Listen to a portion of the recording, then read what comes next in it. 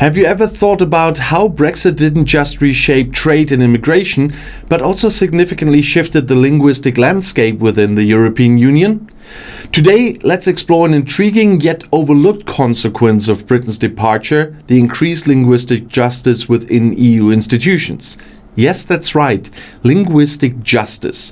Now, you might be asking, what exactly does that mean? Stick around because the answer is fascinating and surprisingly important. According to Henning Lobin, the head of the renowned Leibniz Institute for the German Language in Mannheim, Brexit has fundamentally corrected a long-standing linguistic imbalance within the EU. Before Brexit, English dominated official EU communications and discussions. As native English speakers, British delegates naturally held a linguistic advantage during complex debates and negotiations. They effortlessly navigated intricate discussions, leveraging nuanced and sophisticated language skills inherently embedded through their upbringing. And to illustrate this, Lobin points specifically to EU research funding applications. These documents are notoriously complex, requiring precise and subtle language to clearly express ideas, proposals, and objectives. And native English speakers, like the British representatives, undeniably held an advantage when crafting these critical documents. Simply put, linguistic proficiency often translated into tangible political and economic benefits. Now that the UK has left the bloc, English remains an official EU language primarily because of the status in two smaller member states, Ireland and Malta. In Ireland, English shares official status with Gaelic, while in Malta it coexists with Maltese, a Semitic language. But neither country uses English exclusively, reducing the inherent advantage previously held by native British delegates. Consequently, the linguistic playing field within the EU has now been leveled significantly. But why does linguistic justice matter? In multilingual institutions like the EU, linguistic equality is fundamental to democratic fairness and representation. Ensuring all member states can communicate effectively without inherent biases favoring native speakers strengthens democratic processes. It allows for more balanced negotiations, more equitable policymaking, and a more inclusive European community overall. And this shift doesn't merely affect English, it highlights the significance of other major European languages, particularly German. German is now emerging as an increasingly influential language within the EU.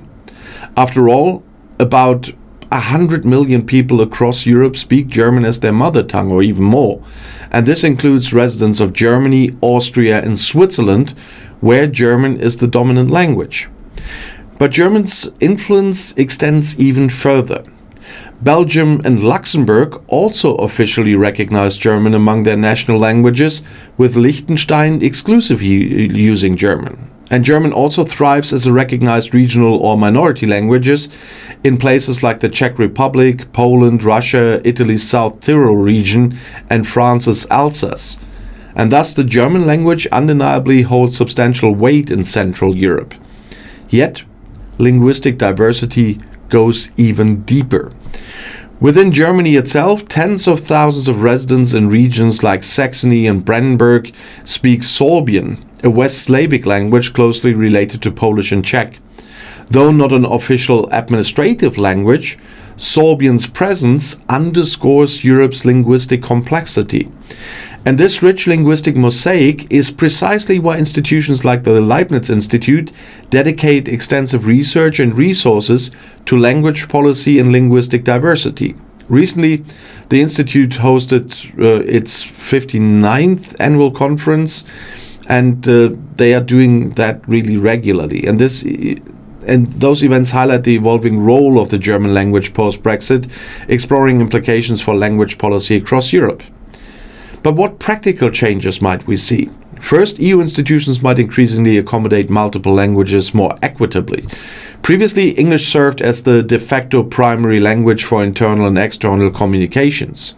Now, officials from Germany, France, Italy, Spain, and other nations might push for increased linguistic representation in EU documentation, interpretation services, and formal negotiations.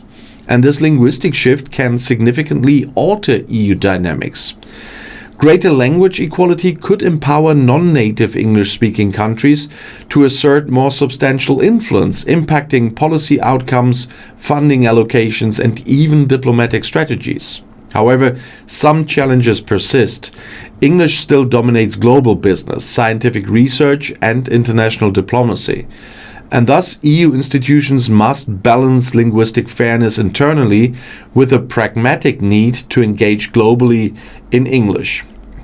And finding this balance remains complex yet crucial. Critics argue this shift risks complicating communications and creating bureaucratic inefficiencies. Supporters counter that increased linguistic diversity fosters deeper mutual respect, better collaboration, and ultimately stronger unity among member states. Furthermore, Brexit's linguistic implications reach beyond mere practicality. They symbolize Europe's ongoing effort to ensure equity and representation. Language embodies culture, history, and identity. And by embracing linguistic justice, the EU reinforces its foundational values of diversity, equality, and inclusion. And this linguistic transformation also presents opportunities for language learners across Europe. Interest in learning German, French, Spanish, and other European languages could surge as professionals and students recognize the growing importance of multilingual proficiency. Educational institutions and language schools might experience increased demand, prompting investments in language education programs across Europe. So could linguistic justice reshape Europe's cultural landscape? Indeed, increased language awareness and appreciation may strengthen cultural ties, fostering deeper understanding among EU nations. Exchanges, cultural programs, and collaborative research might flourish in this newly balanced linguistic environment. The ongoing evolution of language policies within the EU showcases how Brexit's consequences extend far beyond economics or politics. It touches upon the core of European identity, unity, and cooperation. And Europe now faces both challenges and opportunities in navigating this new linguistic terrain, determining how best to uphold democratic values while maintaining effective communication. Ultimately, linguistic justice represents more than just equitable language use. It symbolizes Europe's commitment to fairness, inclusion, and mutual respect. And as we move forward post-Brexit, this linguistic shift offers valuable lessons for international cooperation and multicultural understanding. And here at Outside Views, we'll continue exploring these fascinating developments, ensuring you remain informed on critical yet often overlooked topics like this one.